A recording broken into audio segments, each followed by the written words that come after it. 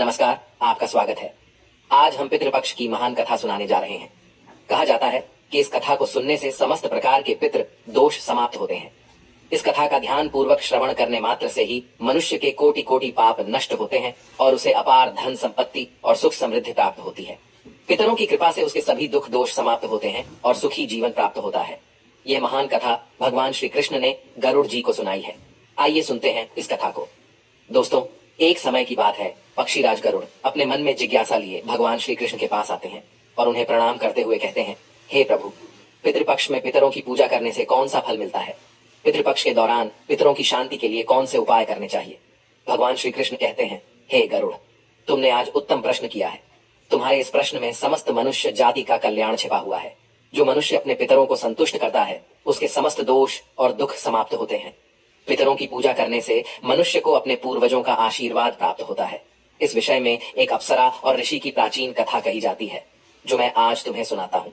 इस कथा को श्रवण करने से तुम्हें तुम्हारे सभी प्रश्नों के उत्तर मिल जाएंगे। इसलिए हे गरुड़, तुम इस कथा को ध्यान से सुनो। इस कथा को जो भी सुनता है, उसके समस्त प्रकार के पितृदोषों का नाश होता है। जो भी इस कथा को सुनता है और सुनाता है, उसके ऊपर पितरों की कृपा सदैव बनी रहती है। गरुड़ जी कहते हैं, हे प्रभु, आपके मुख से इस कथा को सुनने के लिए मैं उत्सुक हूँ। कृपया आप मुझे वह कथा सुनाइए। मैं इस कथा का प्रचार अवश्य करूंगा। फिर भगवान श्री कृष्ण गरुड़ जी को पितृपक्ष की कथा सुनाने लगते हैं। इसलिए दोस्तों, आप भी इस कथा को ध्यान पूर्वक पूरा जरूर सुने। इस कथा के श्रवण मात्र से मनुष्य के सभी पाप और दोष नष्ट होते हैं। उसे पितृदोष से मुक्ति मिलती है, सभी कर्ज उतर जाते हैं, धन धान्य संपत्ति की प्राप्ति होती है तथा सुंदर गुणवान पत्नी की प्राप्ति निश्चित होती है। संतानहीन को संतान प्रदान करने वाली यह कथा अत्यंत महान है। पितृपक्ष के दौरान इस कथा का श्रवण प्रत्येक मनुष्य को करना चाहिए। इसका श्रवण करने से पितरदेव प्रसन्न होते हैं और वरदान देते हैं। श्री कृष्ण कहते हैं, हे गरुड़, प्राचीन काल की बात है। रुचि नामक एक राजा थे, जो संसार के माया मोह को छोड़कर निर्भय होकर ब्रह्मचर्य का पालन करते हुए निरहंकार भाव से पृथ्वी पर विचरण करने लगे। उन्होंने संसार की सभी खुशियों और भोगों का त्याग कर दिया था। उन्होंने घर में रहना भी छोड़ दिया था। वे एक बार ही भोजन करते थे और वन में भटकते रहते थे। उन्हें ऐसा वैराग्य धारण किया हुआ देखकर उनके समस्त पितृगण अत्यंत दुखी हो गए। अपने वंशज को इस प्रकार से वंश को नष्ट करता हुआ देखकर उन्हें भय लगने लगा। उन्होंने सोचा कि वे स्वयं चलकर अपने वंशज से मिलेंगे और उसे वैराग्य का त्याग करने के लिए कहेंगे। फिर एक दिन जब ऋषि रुचि ध्यान मग्न होकर तपस्या कर रहे थे, उसी समय उनके समस्त पितृगण उस स्थान पर प्रकट हुए। जब ऋषि रुचि ने अपनी आंखें खोली तो उन्होंने 4 दिव्य आत्माओं को अपने सामने खड़ा देखा। उन्हें देखकर वे आश्चर्यचकित हो गए और उन्हें प्रणाम करते हुए कहने लगे, हे महान आत्माओं, आप कौन हैं और किस कारण से आप मुझे दर्शन देने के लिए पधारे हैं? वे सभी दिव्य आत्माएं कहने लगी, हे वत्स, हम तुम्हारे पूर्वज हैं और हम तुम्हारे इस वैराग्य पूर्ण आचरण से अत्यंत दुखी हैं, इसीलिए तुमसे मिलने के लिए आए हैं। तो आदर पूर्वक पूछा, हे पितृगण, आप सभी के दर्शन करके मैं कृतार्थ हो गया, किंतु आप मेरे आचरण से दुखी क्यों हैं? कृपया मुझे विस्तार से बताइए। मुझसे ऐसी कौन सी भूल हो गई है जो मेरे पूर्वज मुझसे असंतुष्ट और दुखी हैं? तब वे सभी पितृगण कहने लगे, हे वत्स, तुमने किस कारण से विवाह नहीं किया? विवाह स्वर्ग और मोक्ष प्राप्ति का उत्तम मार्ग है। गृहस्थ आश्रम के बिना मनुष्य को शाश्वत बंधन होता है। गृहस्थ में रहकर मनुष्य देवताओं, पितरों, ऋषियों और याचकों की पूजा करके उत्तम लोकों को प्राप्त करता है। वह देवताओं को स्वाहा और पितरों को स्वधा शब्द के उच्चारण से तथा द्वार पर आए अतिथियों और याचकों को दान देकर संतुष्ट करता है। विवाह न करके, संतान को उत्पन्न न करके तुम देव ऋण तथा पितृजनों के ऋण से मुक्ति नहीं पा सकोगे। संसार में रहने वाले मनुष्य, ऋषि तथा अन्य प्राणियों के लिए भी तुम प्रतिदिन ऋणी ही हो रहे हो। संतान की उत्पत्ति के बिना तुम स्वर्ग को कैसे प्राप्त कर सकोगे? देव पूजा, पितृ तर्पण तथा संन्यास ग्रहण किए बगैर तुम्हें स्वर्ग की प्राप्ति नहीं होगी। सभी पितृ कहते हैं, हे पुत्र, यदि तुमने विवाह नहीं किया तो यह अन्याय केवल तुम्हें कष्ट ही देगा। मरने के बाद तुम्हें नरक की प्राप्ति होगी और अगले जन्म में भी कष्ट भोगोगे। फिर ऋषि रुचि ने अपने पितरों से कहा, हे पितरों, जीवन में विवाह करना अत्यंत दुखदायक है। इससे पाप का संग्रह होता है और अंतकाल में यह अधोगति प्रदान करता है। इसी विचार से मैंने स्त्री के साथ विवाह नहीं किया है। स्त्री संग परिग्रह करने से मुक्ति नहीं मिलती। जो व्यक्ति अविवाहित रहकर प्रतिदिन विद्या ग्रहण करता है और ज्ञान के अमृत से अपनी आत्मा को निर्मल करता है, वह मेरे लिए श्रेष्ठ है। विद्वानों ने अनेक प्रकार के सांसारिक कर्मों का वर्णन किया है। इसीलिए मनुष्य को अपने इंद्रियों पर संयम रखकर तत्व ज्ञान के जल से आत्मा को शुद्ध करना चाहिए। फिर पितरों ने कहा, हे वत्स, इंद्रियों को वश में रखकर ज्ञान के द्वारा आत्मा को निर्मल करना चाहिए। तुम्हारा यह कथन उचित ही है, किंतु यह कल्याण का मार्ग नहीं है जिस पर तुम चल रहे हो। यज्ञ, तप और दान के द्वारा अपने अमंगल को दूर करते हुए फल प्राप्ति की कामना से रहित जो शुभ और अशुभ कर्म है, वे बंधन के कारण नहीं होते। जो पूर्व का कर्म है वह भोग से नष्ट होता है। पूर्व जन्म का जो पुण्य कर्म है वह सुख दुख को भोगने से निरंतर नष्ट होता रहता है। फिर ऋषि रुचि ने कहा, हे पितामह, वेदों में कर्म मार्ग के प्रतिपादन द्वारा अविद्या और माया की पुष्टि की गई है। इसीलिए आप मुझे विवाह करने के लिए क्यों प्रेरित कर रहे हैं? विवाह करके मेरा अनिष्ट ही हो जाएगा।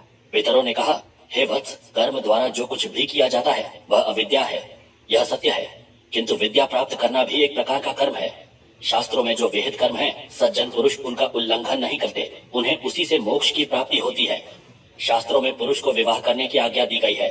विवाह न करने पर पुरुष को मुक्ति नहीं मिलती है। संतान के बिना उसे मोक्ष नहीं मिलता है।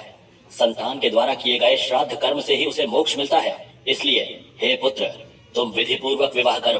विवाह न करने से तुम्हारे सभी कर्म भी नष्ट हो जाएंगे और तुम विफलताओं को ही प्राप्त करोगे। यदि हमारा वंश नष्ट हो जाएगा तो हमारी आत्माएं अतृप्त ही रहेंगी। विवाह करके संतान उत्पन्न करके ही तुम अपने पितरों को संतुष्ट कर सकते हो। श्री कृष्ण कहते हैं, हे गरुड़, इस प्रकार से अपने पितरों के वचन सुनकर ऋषि रुचि को बड़ी ग्लानि हुई। उन्होंने विवाह करने का निश्चय किया। फिर ऋषि रुचि ने अपने पितरों से कहा, हे पितृगण, अब तो मैं बूढ़ा हो गया हूँ, कौन मुझे अपनी कन्या प्रदान करेगा? वैसे भी मुझ जैसे वृद्ध व्यक्ति के लिए विवाह करना अत्यंत कष्ट साध्य है। फिर पितरों ने कहा, हे वत्स, यदि तुम हमारे वचनों का पालन नहीं करोगे तो निश्चित ही हम सभी पितरों का पतन हो जाएगा और तुम्हारी अधोगति हो जाएगी। इतना कहकर सभी पितृगण अदृश्य हो गए। श्री कृष्ण कहते हैं, हे गरुड़, पितरों के द्वारा ऐसे वाक्य सुनकर ऋषि रुचि मन ही मन अत्यधिक व्याकुल हो उठे। अपने पितरों की मुक्ति के लिए विवाह करने का विचार करते हुए वे कन्या की खोज में पृथ्वी लोक पर विचरण करने लगे, किंतु उन्हें कहीं भी कन्या की प्राप्ति नहीं हो सकी। अपने पितरों के वचनों को बार बार मन में सोचते हुए वे चिंताग्रस्त होकर सोचने लगे, मैं क्या करूं, कहां जाऊं? मेरे पितृगणों को मुक्ति दिलाने के लिए कौन सी स्त्री मुझसे विवाह करेगी?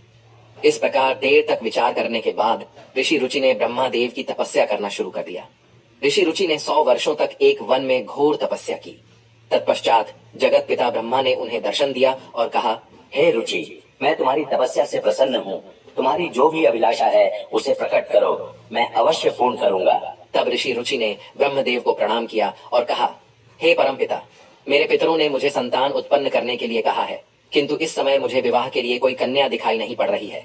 इसीलिए कृपया आप मुझे कन्या प्रदान करें, जिससे विवाह करके मैं संतान प्राप्त कर सकूं। इस पर ब्रह्मदेव ने कहा, हे विप्र, तुम संसार के प्रजापति हो जाओगे। तुम्हारे द्वारा प्रजा की सृष्टि होगी। तुम्हारे पितरों ने उचित ही कहा है कि तुम्हें स्त्री से विवाह करना चाहिए। इस अभिलाषा को मन में रखते हुए तुम्हें पितरों की पूजा करनी चाहिए। वे प्रसन्न होकर तुम्हारी इस कामना को पूर्ण करेंगे और तुम्हें उत्तम स्त्री की प्राप्ति होगी। इस प्रकार कहकर ब्रह्मा देव अंतर्ध्यान हो गए। ब्रह्मा जी के वचन सुनकर ऋषि रुचि ने पुनः अपने पितरों को प्रसन्न करने का निश्चय किया। फिर ऋषि रुचि नदी के तट पर पहुंचे और एकांत में उन्होंने अपने पितरों का तर्पण करके उन्हें संतृप्त किया। तत्पश्चात एकाग्र चित्त होकर वे भक्ति पूर्वक अपने पितरों की स्तुति करने लगे। श्री कृष्ण कहते हैं, हे गरुड़, ऋषि रुचि ने अपने पितरों के लिए जो स्तुति की उसे प्रत्येक मनुष्य को ध्यान से सुनना चाहिए। यह स्तुति सब दुख और दोषों को नष्ट करने वाली है।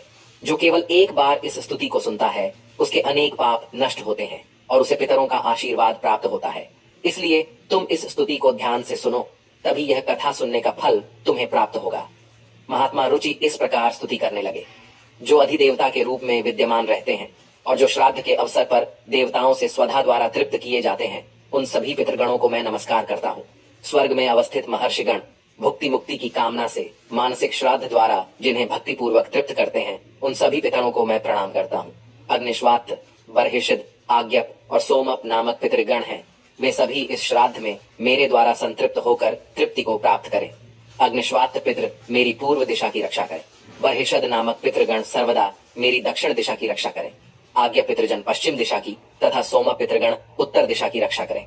ये समस्त पितृजन राक्षस, भूत, पिशाच और असुर गणों के कारण उत्पन्न दोषों से नित्य सब प्रकार से हमारी रक्षा करें। विश्व, विश्वभुक, आराध्य, धर्म, धान्य, शुभानन, भूतिद, भूतिकृत और भूति नामक जो पितरों के 9 गण हैं तथा कल्याण और कल्यद कल्यकर्ता, कल्यत्राश्रय, कल्यता हेतु और अनघ नामक जो पितरों के 6 गण कहे गए हैं, और वर, वरेण्य, वरद, तुष्टिद, पुष्टिद, विश्वपात और धाता नाम से विख्यात ये 7 गण तथा पितृगणों के पाप विनाशक जो महान, महात्मा, महित, महिमावान और महाबल नाम से प्रसिद्ध ये 5 गण हैं, उन गणों के ही साथ सुखद, धन्द, धर्मद और भूतिद नामक पितरों का एक अन्य गण चतुष्टय कहा गया है। इस प्रकार कुल मिलाकर उन पितरों के 31 गण हो जाते हैं, जिनसे यह संपूर्ण जगत परिव्याप्त है। ये सभी पितृजन इस श्राद्ध में मेरे द्वारा प्रदत्त कव्यादि से संतुष्ट हो। इस प्रकार ऋषि रुचि द्वारा स्तुति करने पर पितर अत्यंत प्रसन्न हो गए और उसी समय एक दिव्य तेज उत्पन्न हुआ जो आकाश मंडल में चारों ओर व्याप्त हुआ। संपूर्ण विश्व को अपने तेज से आच्छादित करने वाली उस रोशनी को देखकर ऋषि रुचि अपने घुटने पर बैठकर फिर से पितरों की स्तुति करने लगे।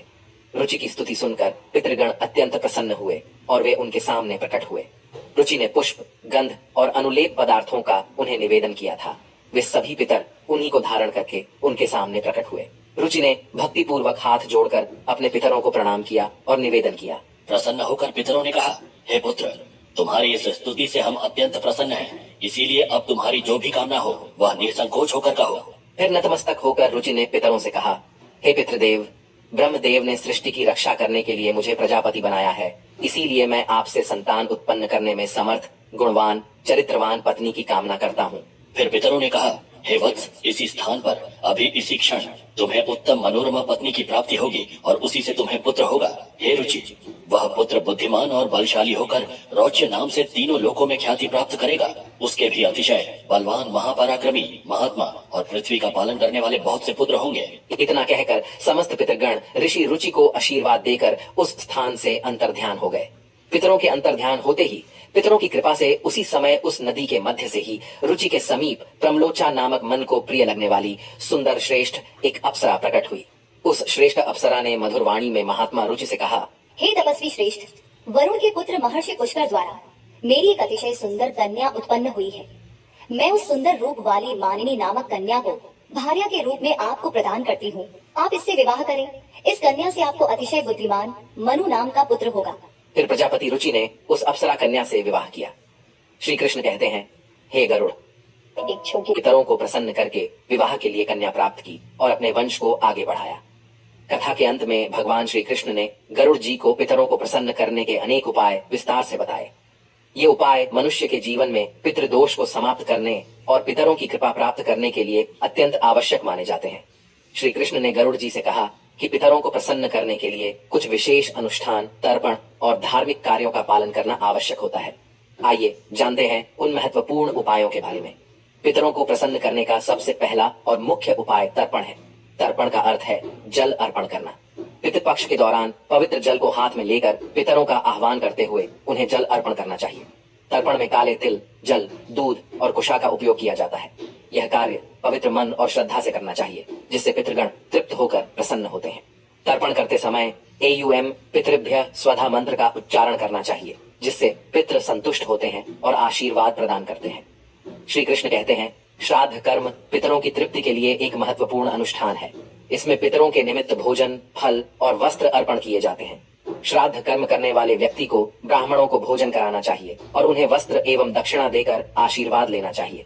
श्राद्ध के दिन विशेष रूप से सात्विक भोजन बनाना चाहिए, जिसमें खीर, पूड़ी, सब्जी और अन्य पौष्टिक एवं ताजे खाद्य पदार्थ शामिल हों। इस भोजन को पवित्रता के साथ पितरों के निमित्त अर्पण किया जाता है। तीसरा उपाय श्री कृष्ण ने बताया, गाय, ब्राह्मण और अन्य जीवों को भोजन। पितरों को प्रसन्न करने के लिए गाय, कुत्ते, कौवे और ब्राह्मणों को भोजन कराना अत्यंत शुभ माना जाता है। इन्हें भोजन अर्पण करने से पितृ तृप्त होते हैं और प्रसन्न होकर आशीर्वाद देते हैं। विशेष रूप से श्राद्ध के दिन गाय को हरी घास और रोटी खिलाना और कौवे को चावल व खीर खिलाना शुभ माना जाता है। इन कार्यों को करने से पितरों की कृपा प्राप्त होती है और पितृदोष से मुक्ति मिलती है। श्री कृष्ण कहते हैं, पीपल और तुलसी के वृक्ष की पूजा करना पितरों को प्रसन्न करने का महत्वपूर्ण उपाय है। पीपल का वृक्ष पितृगणों का निवास स्थान माना जाता है और तुलसी का पौधा देवी लक्ष्मी का प्रतीक होता है। श्राद्ध के दिन पीपल और तुलसी की पूजा करके पितरों को तृप्त किया जाता है। पीपल के वृक्ष के नीचे दीप जलाने से पितृगण प्रसन्न होते हैं और परिवार को सुख समृद्धि का आशीर्वाद देते हैं। भगवान श्री कृष्ण ने गरुड़ जी को बताया कि जो व्यक्ति पितृदोष से पीड़ित होता है, उसे गया जी या अन्य पवित्र तीर्थ स्थलों पर जाकर पिंड दान करना चाहिए। गया जी में पिंडदान करने से पितृ संतुष्ट होकर मोक्ष प्राप्त करते हैं और वंशजों को आशीर्वाद देते हैं। पिंडदान के समय काले तिल, कुशा और चावल का उपयोग करके पितरों को अर्पण करना चाहिए। यह प्रक्रिया पितरों को तृप्त करती है और उनकी आत्मा को शांति प्रदान करती है। श्री कृष्ण कहते हैं, पितरों को प्रसन्न करने के लिए व्यक्ति को श्राद्ध पक्ष के दौरान व्रत रखना चाहिए। इस समय सात्विक आहार ग्रहण करना चाहिए और ब्रह्मचर्य का पालन करना चाहिए। भगवान श्री कृष्ण ने गरुड़ जी से कहा कि श्राद्ध पक्ष में मांस, मदिरा और तामसिक आहार का सेवन नहीं करना चाहिए। व्रत के दौरान भगवान विष्णु, शिव और देवी लक्ष्मी की आराधना करनी चाहिए। इससे पितरों की आत्मा को शांति मिलती है और वे प्रसन्न होकर आशीर्वाद प्रदान करते हैं। श्री कृष्ण कहते हैं, पितरों को संतुष्ट करने के लिए गरीबों, ब्राह्मणों और साधुओं को अन्नदान और वस्त्र दान करना चाहिए। यह कार्य विशेष रूप से श्राद्ध पक्ष के दौरान करने से पितरों की आत्मा को तृप्ति प्राप्त होती है। अन्नदान और वस्त्रदान से मनुष्य को पुण्य की प्राप्ति होती है और पितृ दोष से मुक्ति मिलती है। इस कार्य से पितृ प्रसन्न होकर घर परिवार की सुख समृद्धि का आशीर्वाद देते हैं। भगवान श्री कृष्ण ने बताया कि पवित्र नदियों, विशेषकर गंगा में स्नान करके पितरों के निमित्त जल अर्पण करना अत्यंत शुभ माना गया है। गंगा जल पितरों की तृप्ति के लिए सर्वोत्तम होता है, जिससे पितृदोष समाप्त होते हैं। गंगा में स्नान करने से व्यक्ति के पाप धुल जाते हैं और पितरों की आत्मा को शांति मिलती है। इस कार्य से पितृ प्रसन्न होकर आशीर्वाद प्रदान करते हैं। श्री कृष्ण कहते हैं, पितरों को प्रसन्न करने के लिए सत्संग में शामिल होना और पवित्र ग्रंथों जैसे भगवत गीता का पाठ करना अत्यंत लाभकारी माना जाता है। पितरों की शांति के लिए गीता के 11वें अध्याय का पाठ विशेष रूप से लाभकारी होता है। भगवत गीता के पाठ से पितरों की आत्मा को शांति मिलती है और उनके वंशजों पर उनकी कृपा बनी रहती है।